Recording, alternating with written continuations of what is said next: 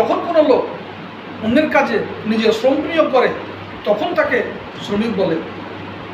বর্তমানে খবরের কাগজ এবং নিউজ চ্যানেল খুললেই পরিযায়ী শ্রমিক এই কথাটি বারবার দেখতে পাওয়া যায়, শুনতে পাওয়া যায়। এই পরিযায়ী শ্রমিক কারা?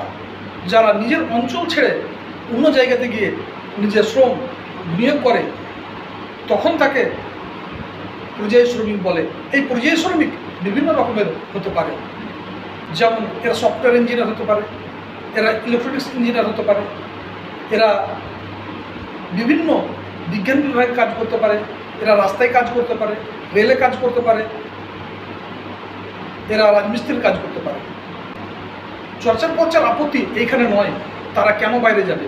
উপযুক্ত পরিবেশ এবং সুন্দর জীবনের জন্য তারা বাইরে যেতেই পারে।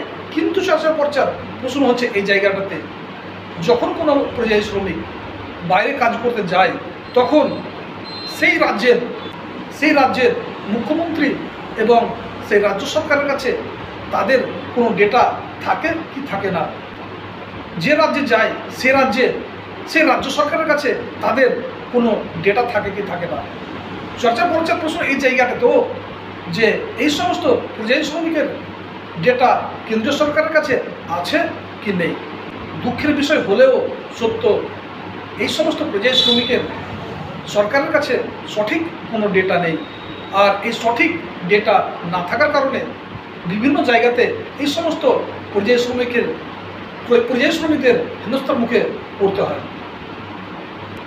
চর্চা পর্চা প্রত্যেকটা রাজনৈতিক দল, রাজ্য সরকার এবং কেন্দ্রীয় সরকারের কাছে আহ্বান করছে এই সমস্ত পরিযায়ী শ্রমিকের একটা ডেটা অবশ্যই